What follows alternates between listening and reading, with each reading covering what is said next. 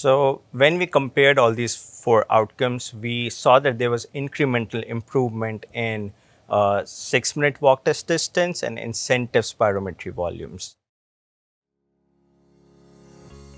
Hi everyone, Dr. Naveed Shah here, and today I will be joined by Dr. Rishabh from Sinai Hospital, and we'll be discussing the study we conducted showing improvements in IPF patients using Telerehab. But before we get into the video, I want to tell you about this video's sponsor, the Delta V. Delta V is the all-in-one lung training solution with adjustable airflow. Whether you're recuperating from a respiratory ailment, rehabbing your lungs, eager to boost your lung capacity, or dedicated to cultivating optimal lung health, Delta V stands ready to accompany you every step of the way. Visit our website, deltav.rehab, or call us at 410-871-4601 to order your Delta V today. Now let's get into it. Hello everyone, Dr. Naveed Shah here with the Home Rehab Network. We want to present to you our first abstract that was published in Chest magazine, which is one of, I would say, two major journals for pulmonologists and other physicians. So our abstract was published in Chest and was presented at their most recent conference in Hawaii that was held between October 8th and October 11th. I have with me today Dr. Rishabh Bansal. He's a third-year medical resident at Sinai Hospital, and he actually presented the paper. He actually worked on the paper, and we'll be interviewing him, telling us all about what he did, why he did it, and what were the outcomes. Dr. Rishabh, thank you for being here. I appreciate your time. So great opportunity for you, great opportunity for us as the Home Rehab Network. Tell me, what was the paper about? What were you trying to get across, and how did you do this? Thank you, Dr. Shah. So thank you, first of all, for the opportunity.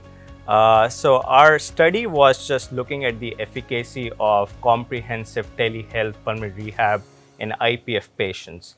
So if we look at the literature, most of the literature in telehealth pulmonary rehab has been in COPD patients, and we don't have much literature on how efficacious it is for pulmonary fibrosis.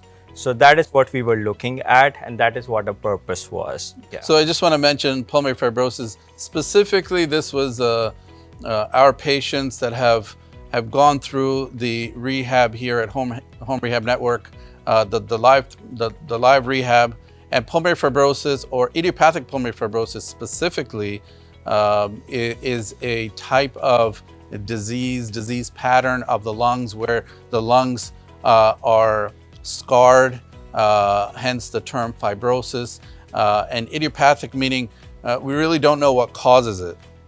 And there's many patients in this country that have this condition. Unfortunately, it is a progressive condition and associated with other diseases such as some rheumatologic diseases as well. It's a very difficult chronic disease, and we wanted to really show, are there benefits from going through a rehab program, and it's specifically from a telerehab program, and this is really what the study is about. Now, how did you go about recruiting the patients?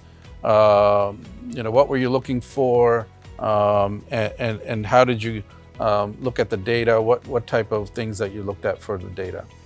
We went through all the database, and all the IPF patients that we recruited were meeting the guidelines according to ATS and ERS. And we went through the whole database, and we found 33 patients. The intervention was 12 weeks of telehealth rehab. And every week there used to be 3 sessions on Monday, Wednesday, Friday. And every session was 1.5 hours each. So in total, they had 36 sessions. Monday, Wednesday, Friday. And we followed these patients before the rehab, then after 1 month of starting the intervention, and then 3 months, and then 6 months. And we basically looked at 4 outcomes. The first outcome was incentive spirometry volumes. Second one was 6-minute walk test distance. And then the third was Borg scales. And fourth was oxygen saturations. And we compared these 4 outcomes before starting rehab, then at 1 month, 3 months, and 6 months. Excellent. So these are the typical parameters that you would be following for most pulmonary patients. Again, Borg scale is how short a breath you are. 6-minute walk would be kind of like a mini stress test in a sense, lung-wise. Incentive spirometry, because fibrosis is a restrictive type of lung disease, you would see that the how much capacity the lung has would be shrinking, and so that's something that we want to look at as well. And obviously the oxygen saturation, as the fibrosis becomes more prevalent in the disease states, the oxygen level tends to decrease as well. So we wanted to know, can we affect any of these parameters? And so what were the outcomes? So when we compared all these 4 outcomes, we saw that there was incremental improvement in 6-minute walk test distance and incentive spirometry volumes. And we saw that this improvement was more as the duration of the program progressed. So there was more improvement at 6 months as compared to 3 months. Okay. But for the other 2 outcomes that we were looking at, that was Borg scales 6 and weeks or 6 months. okay. Yeah. Well, it was 12 weeks. 12 weeks was the whole program, Yeah. but we looked at 6 months. Oh, as well. very Yeah. good. Okay. Yeah. Okay. Excellent.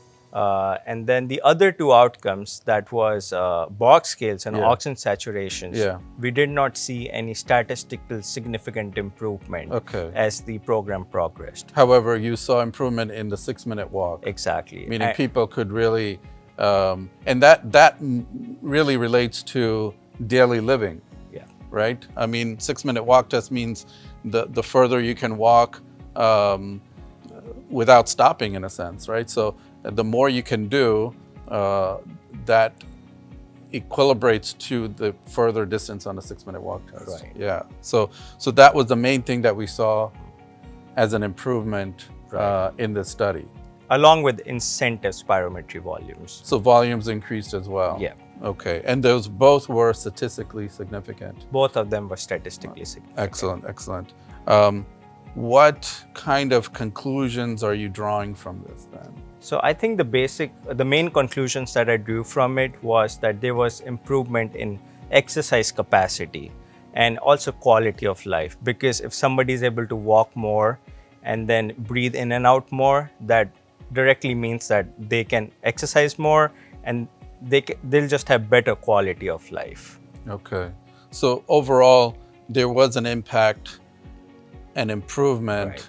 on patients with idiopathic pulmonary fibrosis, Right. which for the most part is, I would say, probably out of all the different fibrosis states, probably the more severe type of pulmonary fibrosis that one could encounter. So kind of extrapolating it backward, you'd say, well, if it can affect or improve this type of fibrotic state, then the others as well. Right. Right, other types of interstitial lung diseases or pulmonary fibrosis states. So that's basically the conclusion of this study. And this was presented at Hawaii, and you had a presentation. Tell us a little bit about that presentation. Yeah, so it was a really fun and educational experience. So I went to Hawaii. It was an oral rapid fire presentation. So we had a room and there was 1 hour allotted to all the papers on pulmonary rehab. So mine was 1 out of those 4 presentations. And we had a good amount of audience, about like 15-20 people. We had a moderator. And then I was given 6 minutes to present. And then at the end, we had some questions that the moderator and the audience asked. Okay, very good, very good. Hopefully the weather was good in Hawaii. The weather was amazing. It was a change from Baltimore's cold weather. Good, good. Now this paper, this abstract is published in the October Journal of Chest magazine. You can look that up or Google that, and you should find it there. Well, thank you very much, Dr. Rishabh, for being here. I'm happy to see you and to talk to you about the paper and the outcomes. And if you have any type of fibrosis, especially idiopathic pulmonary fibrosis, objectively, we have seen that there is an improvement in quality of life, and daily life, physical daily life as well.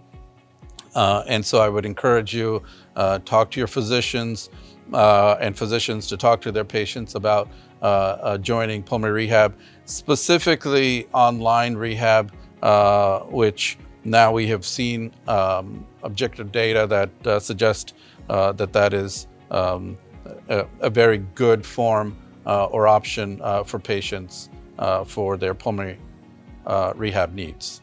So thank you very much. Thank you, and we'll see you next time. Thank you all for watching. And if you liked this video, please remember to like and subscribe and give us a follow at one of the links in the description below to stay up to date on all future content. Also, in the comment section, let me know what you found interesting about our conversation here today. Thank you, and see you next time.